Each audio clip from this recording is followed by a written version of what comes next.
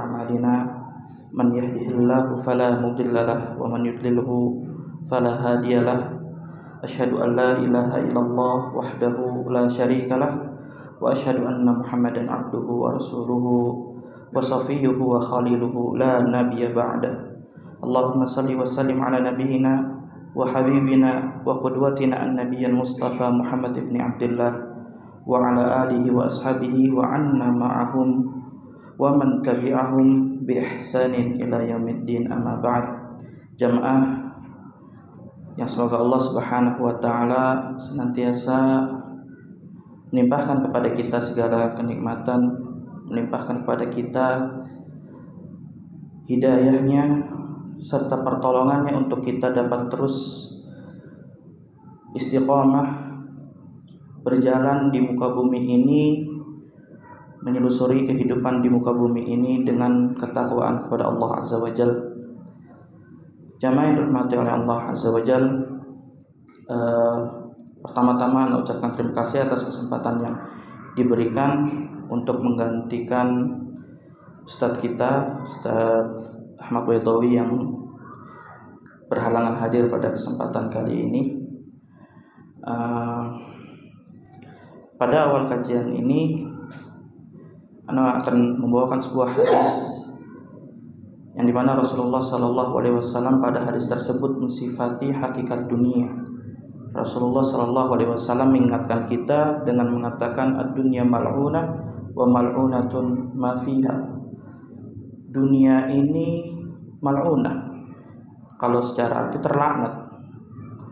Tapi para ulama menjelaskan yang dimaksud dengan terlaknat di sini bahwa banyak perkara dunia ini, di dunia ini, begitu juga wa ma fiha, apa yang ada di dalam dunia ini apabila keluar dari lingkaran keimanan, lingkaran aturan ketakwaan, maka kebanyakan mal'unah. Artinya akan membawa kita kepada sesuatu yang jauh dari Allah Subhanahu wa taala. Kemudian Rasulullah SAW mengecualikan ada beberapa hal yang tidak termasuk dari hal tersebut, illa dzikrullah wa ma wala, kecuali zikir Allah, mengingat Allah Subhanahu wa taala, wa ma wala, dan seluruh yang mendekatkan kepada Allah Subhanahu wa taala, hal-hal ibadah, hal-hal ketakwaan. Artinya apabila urusan dunia ini berada di luar lingkaran keimanan kepada Allah Azza wa Jalla, maka berkonsekuensi untuk menjauhkan kita dari Allah Subhanahu wa taala. Kemudian Rasulullah meneruskan dan mengatakan wa 'alimun wa muta'allim, dan orang yang mengetahui ilmu dan mengajarkan ilmu, serta orang-orang yang mempelajari ilmu. Di hadis ini juga berarti menunjukkan keutamaan ilmu, dan para ulama menjelaskan ilmu apabila disebut dalam Al-Quran atau Sunnah, yang terlebih dahulu masuk adalah ilmu syar'i, ilmu tentang agama Islam, ilmu tentang mengenal Allah Subhanahu wa taala. Dan alhamdulillah kita pada kesempatan ini diberikan nikmat oleh Allah Subhanahu wa taala untuk masuk ke dalam golongan tersebut, alimun aw muta'allim. Sehingga kita berharap duduknya kita di sini mendapat rahmat Allah Subhanahu wa taala, duduknya kita di sini tidak termasuk dari bagian yang mal'unah tadi, yang dapat menjauhkan dari rahmat Allah Subhanahu wa taala. Dan kita juga sama-sama mengetahui bahwa Rasulullah SAW pernah mengajarkan kepada kita melalui hadis-hadisnya. Di antara hadisnya adalah dengan hadis yang masyhur, talabul ilmi fardhatun ala kulli muslim. Menuntut ilmu itu merupakan kewajiban bagi setiap muslim. Ini satu hal yang insya Allah di sini semuanya sudah mengetahui hadis ini dan mengerti hadis ini, sehingga pada kesempatan ini bisa duduk di sini karena mengharapkan kita dapat mengamalkan hadis itu pada kesempatan ini. Nah, tapi ada satu hal yang harus kita ingat, ya, para ulama, di antaranya Ibnu Abdul Bar, ketika beliau menjelaskan hadis tersebut dalam kitabnya Jami'ul Bayanil Ilmi wa Fadlihi, beliau menjelaskan bahwa qad ajma'al ulama ala anna minal ilmi ma huwa fardun muta'ayyinun ala kulli imri'in fi khassati nafsihi wa minhu ma huwa fardun alal kifayah. Bahwa sekarang kita mengetahui bahwa kewajiban ilmu itu wajib kita pelajari. Tapi kalau kita lihat realita, ilmu itu banyak. Ilmu syar'i itu juga banyak macamnya sekarang. Kalau kita bawa pada realitas kita, kajian ini banyak. Ada berbagai macam kajian, berbagai macam tema kajian, berbagai macam pembahasan kajian yang dibahas. Lantas apa yang harus kita hadiri? Apakah kita hadir semua? Ada kadang yang bingung, Ustaz, terus saya hadir yang mana? Di sini Ustaz Fulan, di sini Ustaz Fulan, di sini Ustaz Fulan. Nah, di situ kita harus mengetahui, dan para ulama telah menjelaskan bahwa tidak semua ilmu termasuk fardu ain. Bahwa para ulama menjelaskan, di antaranya Imam Ibn Abdul Bar, bahwa para ulama telah sepakat bahwa ilmu ada yang termasuk fardu ain yang wajib bagi setiap muslim belajar, tapi ada yang fardu kifayah. Artinya ilmu itu maratib, bertingkat ya. Ada yang merupakan kewajiban bagi setiap kita, tidak boleh tidak tahu, harus tahu sebagai seorang muslim. Ada yang tidak menjadi kewajiban, artinya menuntut ilmunya menjadi keutamaan. Nah, ketika kita tahu tobakoh ini, tingkatan ini, berarti kita juga akan tahu konsekuensinya. Konsekuensinya berarti ilmu yang fardu ain, ilmu yang merupakan wajib tadi, harus kita cari terlebih dahulu.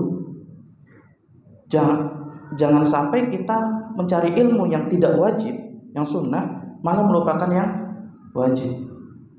Dulu Syekh Abdul Muhsin Al-Abbad Al-Badr, ayahanda dari Syekh Abdul Razak hafizahullah ta'ala, sering mengingatkan di dalam majelisnya, mengatakan man syaghalathu al-wajibat atau al-faraid anin nawafil fahuwa ma'dzur. Barang siapa yang tersibukkan dengan sesuatu yang wajib sehingga dia belum sempat melakukan yang sunnah, maka ini orang bisa dapat uzur karena dia melakukan yang wajib terlebih dahulu. Tapi kebalikannya, barang siapa man syaghalathu nawafil anil faraid fahuwa maghrur. Barang siapa yang kesibukkan dengan suatu yang sunnah sehingga dia terlupa dari yang wajib, yang wajibnya malah lupa, maka dia maghrur, tertipu hakikatnya ya. Jadi dalam menuntut ilmu pun ada metodenya, kita harus tahu seperti itu. Apa yang harus kita cari, karena masing-masing kita bertanggung jawab atas diri masing-masing kan gitu. Apalagi sekarang alhamdulillah sarana banyak, kajian banyak. Ya kita cari mana yang merupakan fardu ain terlebih dahulu. Jangan sampai kita banyak mengikuti kajian yang fardu kifayah, tapi yang fardu ainnya ternyata tidak terpenuhi. Maka kita termasuk yang kata saya tadi maghrur, tertipu gitu. Nah, terus bagaimana, apa saja ilmu yang merupakan fardu ain, apa saja yang merupakan fardu kifayah? Secara global garis besar para ulama mengatakan ilmu yang fardu ain adalah ilmu yang merupakan dia mengetahui dengan ilmu tersebut apa yang wajib menjadi atau apa yang menjadi kewajiban bagi diri dia, bagi seorang muslim ya. Banyak para ulama menjelaskan tentang perinciannya, dan di antara yang ada satu risalah ringkas ini di depan anak. Ini risalah tipis ya, ada sebagian dicetak dengan bentuk buku. Ini judul aslinya Ad-Durus Al-Muhimmah li Ammatil Ummah, pelajaran penting untuk seluruh umat, ditulis oleh Syekh Al-Alamah Abdul Aziz Ibn Abdullah bin Baz. Dan kalau mungkin bapak-bapak dulu pernah ada yang haji atau umroh, sering dapat gratisan dibagi-bagikan dalam buku kecil, itu ada dan terjemahannya. Dan ini pun saya ambil di Masjid Nabawi ini. Kalau nanti ada yang umroh di tempat-tempat kayak buletin gitu yang di belakang, ada di bagian samping juga, itu ada. Dan suka ada yang terjemahannya. Terakhir ke sana kemarin dapatnya yang ini aja, yang bahasa Arab saja. Tapi sebelumnya saya juga ini dapat dari Masjid Nabawi juga sudah terjemahan dalam bahasa Indonesia. Nah, di dalam risalah ini beliau mengatakan pelajaran penting untuk seluruh umat. Dan kalau Anda bisa nilai bahwa risalah ini bisa kita anggap sebagai daftar isi panduan bagi kita tentang tadi mana saja ilmu yang merupakan fardu ain bagi kita, yang merupakan kewajiban bagi kita yang harus kita ketahui. Karena di sini Syekh seakan-akan ingin mengajarkan bagi seluruh umat Islam, entah itu awamnya, entah itu alimnya, dia harus mengetahui hal-hal yang disebutkan Syekh di sini. Tapi, maka pada kesempatan kali ini kita akan bicara secara global tentang apa yang disebutkan oleh Syekh. Tidak mungkin terperinci. Paling tidak setelah kajian ini Ana memberikan PR buat kita semua gitu, bahwa lihatlah diri kita, nilai diri kita, mana bagian-bagian ilmu yang belum kita punya apabila itu termasuk fardu ain. Jangan sampai kita banyak ikut kajian, ikut majelis-majelis, tapi ternyata yang fardu ainnya kita kurang gitu, malah tidak mengetahui ya. Tapi di sini Syekh menyebutkan dengan mengatakan pelajaran 1, pelajaran 2, pelajaran ketiga sampai terakhir pada pelajaran ke-11 ke-12. Ada 12 pelajaran yang beliau sebutkan. Pada pelajaran pertama, beliau menyebutkan pelajaran pertama yang wajib setiap muslim mengetahuinya adalah surat Al-Fatihah, kata Syekh. Suratul Fatihah. Dan juga sedapat mungkin, kata Syekh, mempelajari surat-surat pendek. Ya, suratul Fatihah, kata Syekh, wa ma'am kana min qisari suwar, dan surat-surat pendek beliau memberikan saran min suratiz zalzalah, dari surat zalzalah ila suratin nas, sampai surat An-Nas. Ini batas minimal. Gak boleh seorang muslim tidak punya ilmu tentang surat-surat tersebut. Nah, kemudian dia masih metode belajarnya. Apa yang harus kita ketahui, bagaimana cara kita belajar tadi tentang surat Al-Fatihah? Yang pertama, kata beliau, talqinan. Kita ditalkin, berarti kita harus punya guru. Nah, di sini ngasih PR kan? Berarti bagi kita ya harus ikut majelis Al-Quran, terutama yang bacaannya masih kurang gitu. Talqin, dan memang Al-Quran ini metode turunnya kan ditalqin. Rasulullah SAW ditalqin oleh malaikat Jibril, dan bahkan Rasulullah ada setoran rutin tahunan di bulan Ramadan.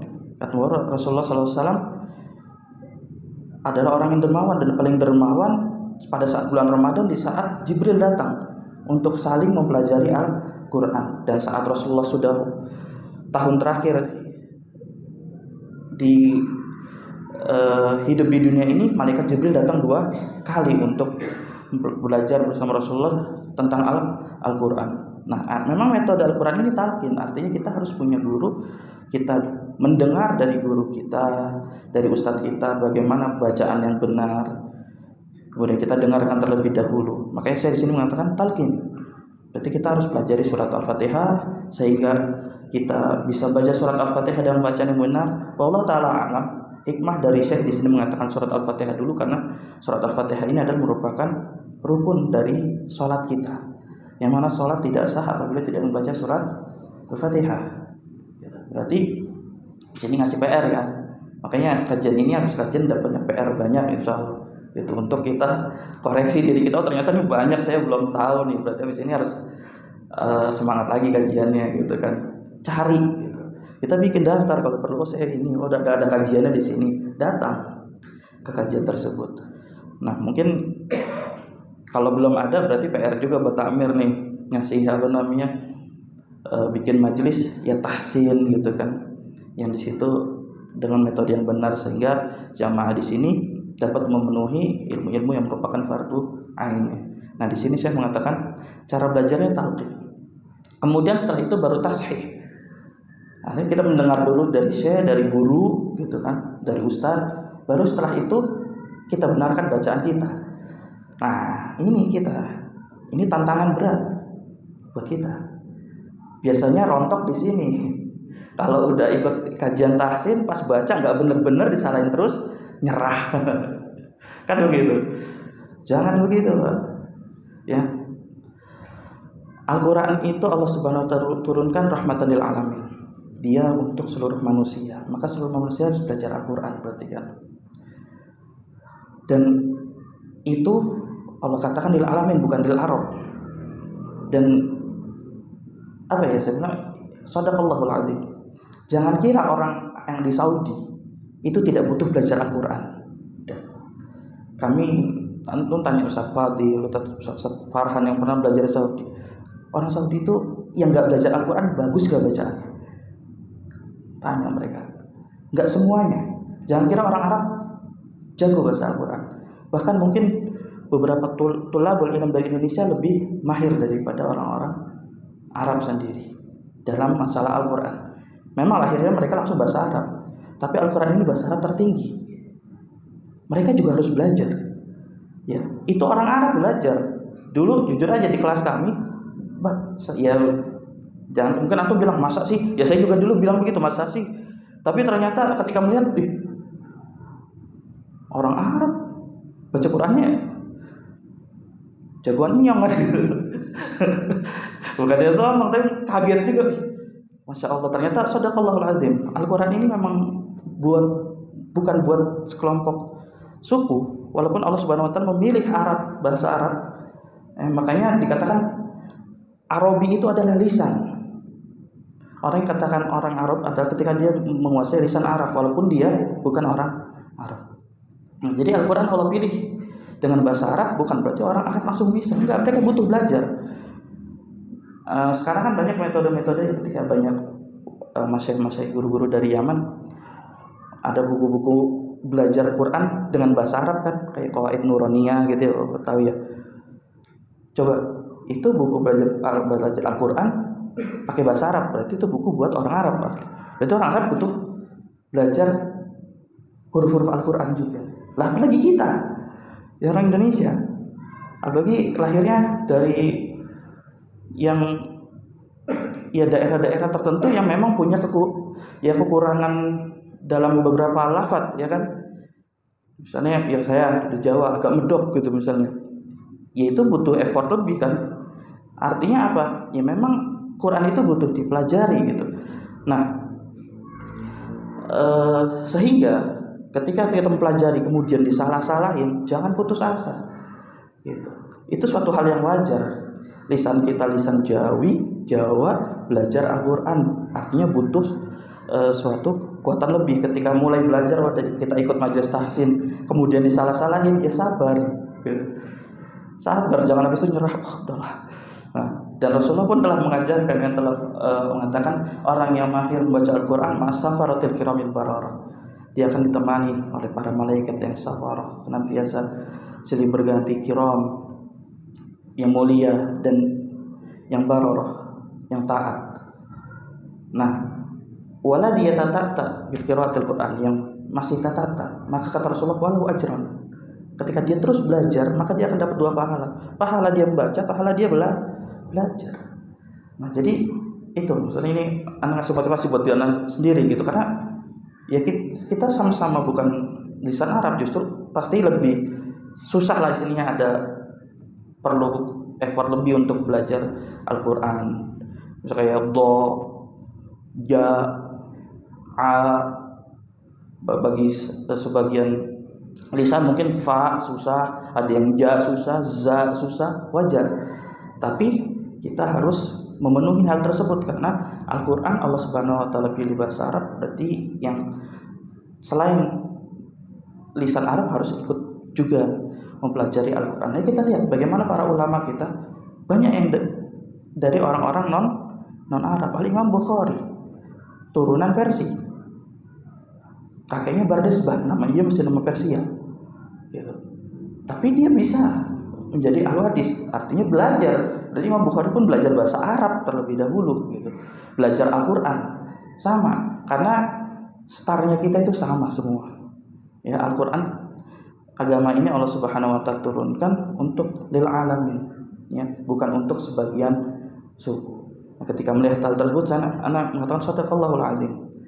Ternyata orang Arab jago. Nah, kalau kita lihat imam-imam yang di Masjidil Haram, Masjid Nabawi, yaitu orang-orang Arab yang telah melampaui tingkatan belajar. Mereka juga, kita hanya ngeliat, oh ini Arab memang bacanya bagus. Enggak, mereka belajar. Dari kecilnya mereka majlis. Ya, kalau Bapak pas umroh itu lihat di samping Masjid Nabawi yang kiri terutama kan ada TPA-nya gitu ya. Nah, itu berarti anak-anak sana juga belajar kan. Ada yang masih belajar huruf hijaiyahnya, bagaimana melafadzkan yang benar gitu. Nah, apalagi kita, sangat wajar. Dan umur tidak menghalangi kan gitu. Umur tidak menghalangi. Jangan, oh saya sudah tua. Rasulullah diutus umur 40, wah. Ya kan? Dan sebagian para sahabat ada yang lebih tua daripada Rasulullah. Berarti mereka baru mulai belajar pada umur segitu. Nah, gitu. Bukan umur muda ya. Kalau Abdullah bin Abbas, Abdullah bin Umar ini kan juniornya para sahabat. Memang dia sudah Islam dari awal. Tapi lihat para sahabat yang lain. Rasulullah aja diutus baru umur 40. Ibnu Quhafah, ayahnya Abu Bakar As-Siddiq radhiyallahu ta'ala anhu, coba Islamnya dalam umur yang sudah tua, ya kan? Dia belajar pada saat itu. Nah, berarti menunjukkan umur ini tidak menghalangi kita untuk belajar. Walaupun nanti ya kita belum sampai kepada taraf idealnya, paling tidak kita sudah menjalankan perintah Allah untuk belajar. Nah, kemudian beliau mengatakan setelah mentashih, kita tahsin bacaan kita, baru mulai tahfidz, dihafal, sehingga hafalan kita berada pada kondisi yang benar. Nah, karena kalau sudah menghafal pada yang salah, dibenerin agak susah gitu. Jadi tahsin dulu baru tahfidz, kata Syekh. Dan terakhir kata Syekh, wa syarhan lima yajibu fahmuhu, dan kemudian belajar tentang makna yang wajib diketahui. Tidak mesti jadi seperti Al-Imam Ibnu Katsir dalam tafsir ayat-ayat tersebut, tidak. Tapi ada bagian yang memang kita harus tahu, apa sih yang Allah Subhanahu wa taala inginkan dari surat Al-Fatihah, apa yang Allah Subhanahu wa taala inginkan dari surat Az-Zalzalah sampai surat An-Nas ini. Sehingga ketika kita membaca surat-surat tersebut, kita merasa seperti kita berdialog langsung dengan Allah Subhanahu wa taala. Kan beda toh ketika kita belajar, kita tidak mengetahui kita membaca sesuatu, kita mengucapkan suatu kata, suatu kalimat, kita tidak tahu maknanya, akan sangat berbeda ketika kita tahu maknanya. Ketika kita mendengar imam membaca kemudian kita tidak tahu maknanya, akan sangat beda ketika kita mendengar dan kita tahu maknanya. Makanya kenapa kita kadang tidak tahan sholat, karena kita ya kurang tadabbur kan di situ. Berbeda ketika kita bisa mentadabburi apa yang dibaca. Tapi kalau surat tarawih imamnya bacanya udah tengah-tengah Al-Quran, itu gampang capek kan, karena kita nggak paham, surat aja nggak hafal gitu, apalagi maknanya Zat gitu. Nah, itu tadi, paling tidak surat-surat pendek tadi dan terutama surat Al-Fatihah, kita tahu kadar wajib dari maknanya. Apa sih yang Allah Subhanahu wa taala inginkan dari ketika Allah mengatakan Bismillahirrahmanirrahim, Alhamdulillahirabbil alamin, Ar-Rahman Ar-Rahim, Maliki yaumiddin, sampai akhir surat Al-Fatihah. Begitu juga surat-surat pendek lainnya. Ini yang pertama yang beliau berikan kepada kita, bahwa wajib bagi setiap muslim belajar, mengambil bagian dari kitabullah Al-Quran Al-Karim. Tidak boleh tidak. Kalau mungkin tidak semua, maka paling tidak ada bagian kecilnya. Dan saya tadi menyarankan ya tadi surat Az-Zalzalah sampai surat An-Nas, karena memang tidak semua dari kita kaum muslimin diwajibkan menghafal Al-Quran semuanya, tapi wajib bagi kita mengambil bagian yang sehingga dengan bagian tersebut kita dapat melaksanakan kewajiban lainnya, yaitu sholat. Kemudian beliau mengatakan ad-darsu tsani, pelajaran yang kedua adalah arkanul Islam. Pelajaran kedua yang harus jadi perhatian kita taruh di daftar kita, yang harus kita cari adalah tentang rukun Islam. poin-poin dari rukun Islam ini harus kita pahami maknanya. Pertama, syahadat la ilaha illallah. Apa konsekuensinya dari syahadat la ilaha illallah? Apa syaratnya? Syarat itu kan berarti kalau terpenuhi dia menjadi sah, kalau tidak terpenuhi tidak sah. Jangan sampai kita merasa syahadat kita benar, ternyata di hadapan Allah gak berguna syahadatnya, waliyadzubillah. Itu kan yang paling penting di situ, bukan penilaian manusia.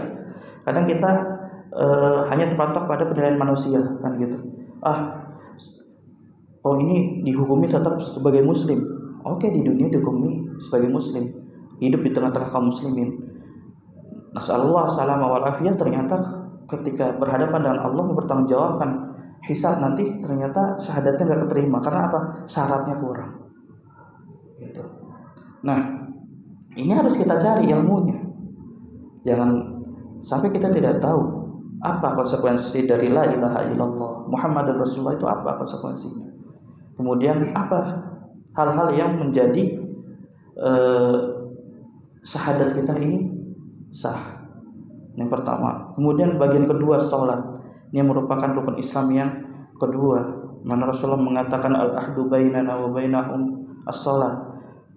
Batas ya antara kita dengan orang kufar adalah dengan mendirikan sholat. Ya, kita harus tahu tentang rincian sholat ini. Mana yang merupakan syarat sholat, mana yang merupakan ya hal-hal yang tidak boleh dilakukan dalam sholat ini. Kalau kita bahas panjang, kita lihat aja buku fikih bahas tentang sholat panjang. Dari ada yang tentang pembahasan tentang syarat sholat, tentang toharohnya. Ya, jangan sampai toharoh kita salah. Toharoh kita salah berarti konsekuensinya sholatnya gak sah kan begitu. Begitu juga sholat, dari rangkaian sholatnya dimulai dari takbiratul ihram diakhiri sampai salam. Ini juga tidak satu hukum kan.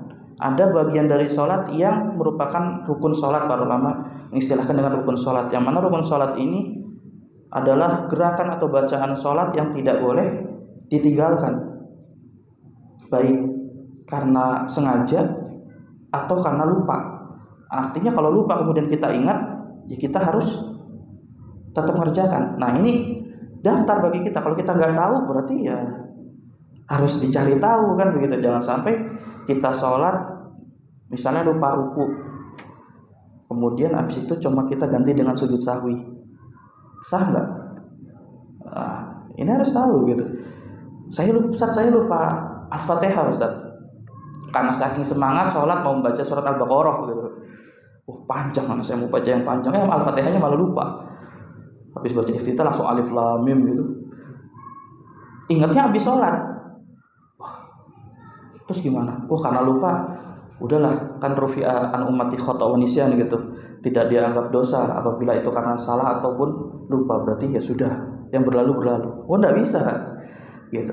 Ada bagian-bagian sholat yang harus dikerjakan. Kalau itu terlupa, tidak dosa, tapi sholatnya harus diulang. Nah, bagian-bagian ini harus tahu kita, karena sholat merupakan kewajiban kita. Memang kalau sholatnya lancar-lancar aja, insya Allah tidak ada masalah. Tapi kadang kita, ya namanya manusia, lupa. Lagi baca ruku, bacanya subhana rabbiyal a'la gitu.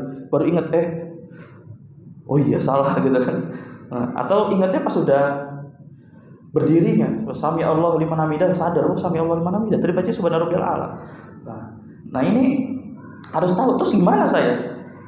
Gitu. Nah ini para ulama menjelaskan, ada di buku-buku fikih, gitu kan.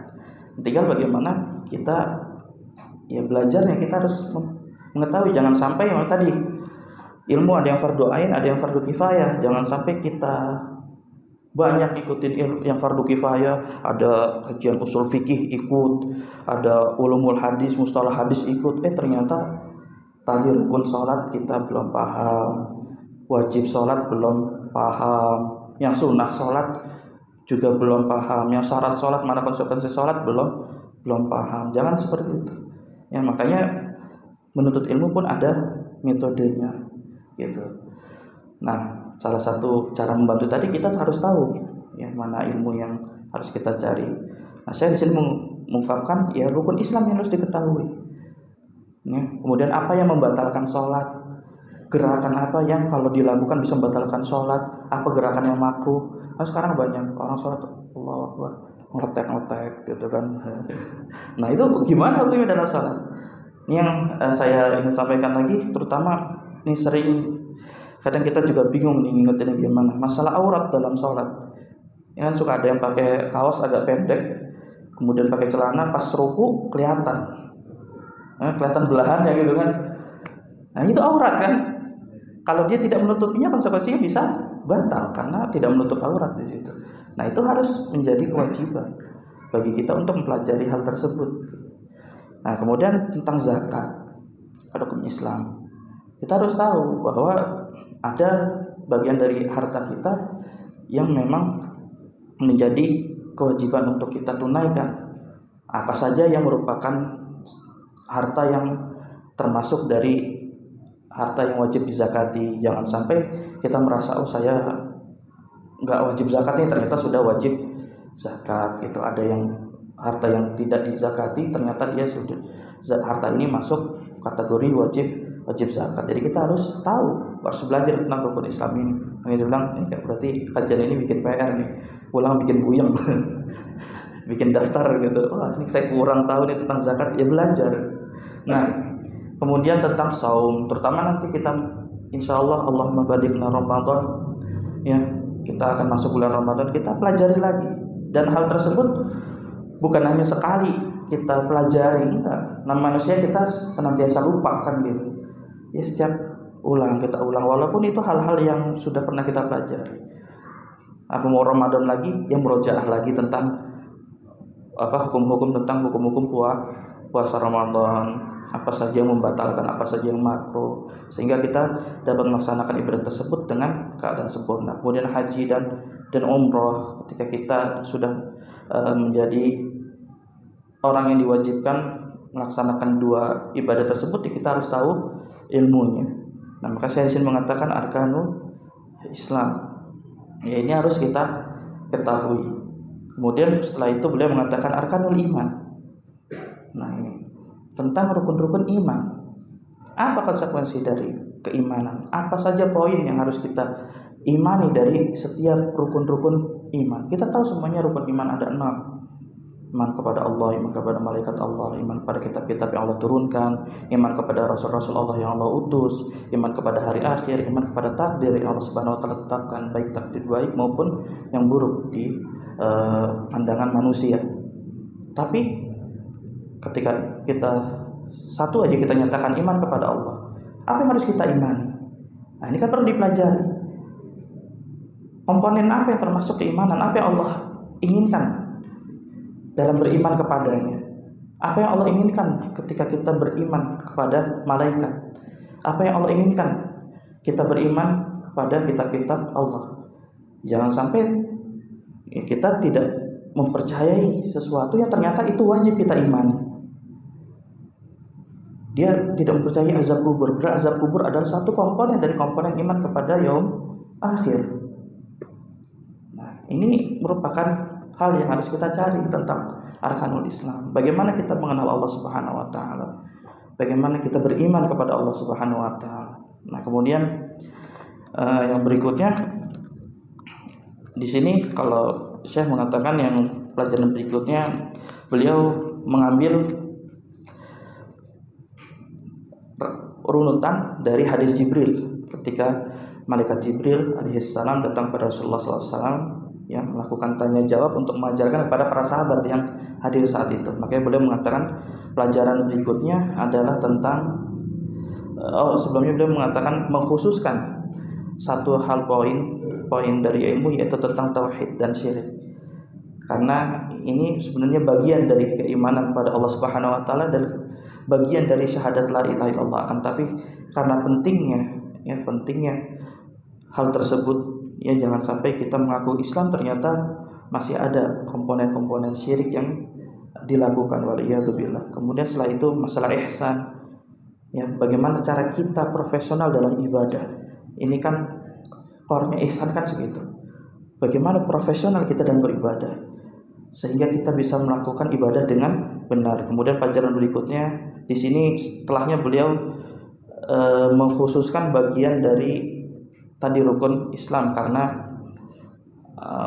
melihat pentingnya hal tersebut. Beliau menyebutkan syurutus shalah, kemudian syarat-syarat salat, kemudian beliau jelaskan juga arkanu shalah. Kan kita dari dulu mungkin ada yang MI atau SD pasti pernah belajar dan ada poin-poin tersebut kan, syarat salat, arkanu shalah, rukun-rukun salat, wajib-wajib salat. Tapi terkadang kita nggak sadar gitu fungsi ini apa sih gitu.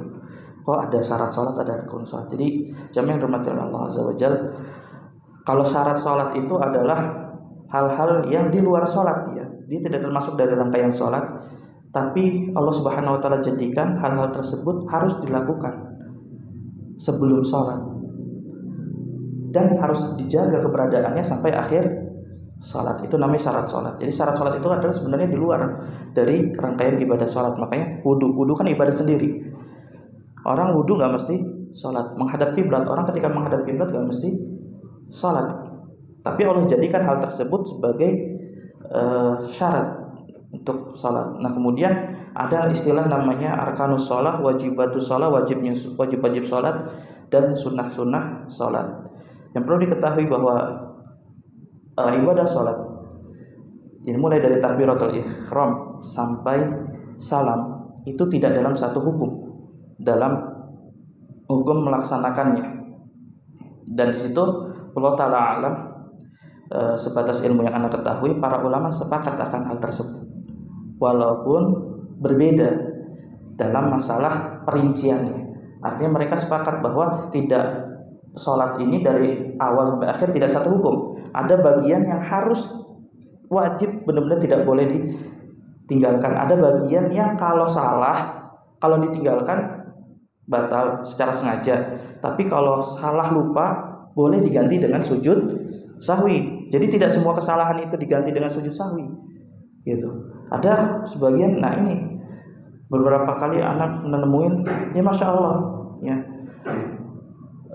imam bacanya bagus, pernah suatu saat lupa satu rakaat, cuma diganti dengan sujud sahwi gitu. Nah ini kan berarti menunjukkan ya, kita butuh banyak belajar gitu akan hal tersebut. Ada hal-hal yang tidak berpengaruh pada batal tidaknya sholat kalau kita tinggalkan dengan sengaja gitu. Nah secara global para ulama sepakat akan hal tersebut, walaupun ada perselisihan nanti dalam perinciannya. Ada yang masukkan, oh ini masuknya dalam wajib sholat, artinya harus dilakukan, dan kalau ditinggalkan ya ganti dengan sujud sahwi. Ada yang memasukkannya dalam sunnah sholat gitu, ada yang masukkannya ini rukun, ada yang tidak memasukkannya ke dalam rukun ya. Nah ini PR lagi nanti buat kita semua belajar ya, cari, oh berarti saya belum tahu nih, udah cari kajian yang membahas tentang kitab sholat gitu kan, tentang kitab sholat. Atau sekarang mungkin gampang, kalau misalnya cari nggak ada, tinggal searching di YouTube ustadz siapa gitu kan, sekarang ada nih. Saya kaget ternyata meriah juga, kameranya ada 2 ya kan, di mana-mana sekarang ada gitu rekamannya ya. Dan jejak digital itu ya luar biasa gitu. Luar biasa bermanfaat dan luar biasa menyakitkan juga kadang-kadang gitu. Nah, kemudian beliau menjelaskan setelah itu wajibatus shalah, sunan salat ya, kemudian tentang tasyahud ya, tentang pembatal-pembatal salat, dan jelaskan juga tentang syarat-syarat salat, syarat-syarat wudu, tentang kewajiban wudu, tentang pembatal-pembatal wudu ya, dan kemudian tentang akhlak ya, yang tidak beliau lupakan. Di akhir-akhirnya beliau bicarakan tentang akhlak. Jadi sebenarnya ini kajian ini seperti resensi buku ya, atau risalah ringkas, perlu kita baca. Cari di internet juga banyak yang bahasa Indonesia, sudah saya lihat juga ada gitu. Kita baca enggak sampai 1 hari kita baca gini, sehingga kita tahu oh ini merupakan wajib-wajib sholat yang harus wajib-wajib dari ilmu yang harus kita pelajari ya. Bisa dulu. Tapi kita mendengarkan azan Isya dulu karena sudah masuk waktu. Insyaallah kita lanjutkan sebentar setelah azan Isya.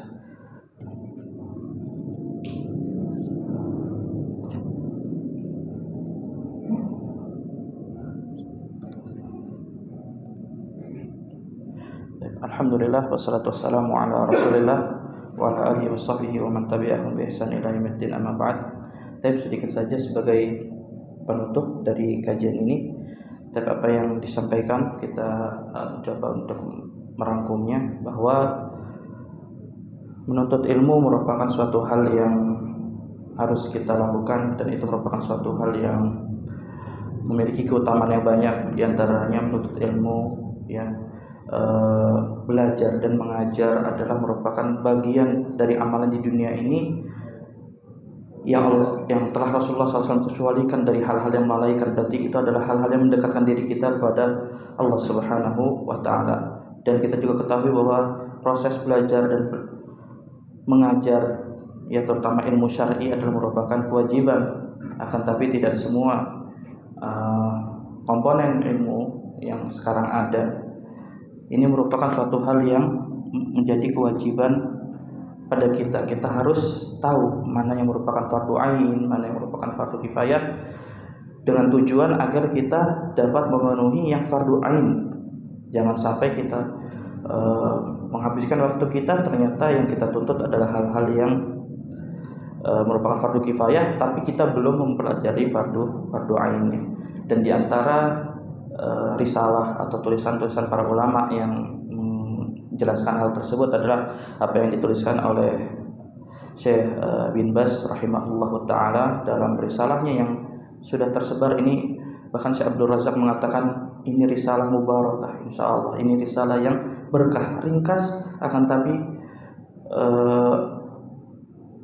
tersebar sampai ketika Syekh wafat saja masih terus tersebar. Yang ini insyaallah merupakan bagian amal jariahnya Syekh bin Baz. Nah, ini perlu kita pelajari tersebut. Makanya di sini saya melempar tanggung jawab, kita sama-sama ta'awun dalam hal tersebut. Kita sama-sama saling belajar, kita sama-sama mengingatkan bahwa ini loh hal-hal yang harus kita pelajari, kita lihat lagi, kita koreksi lagi dari diri kita.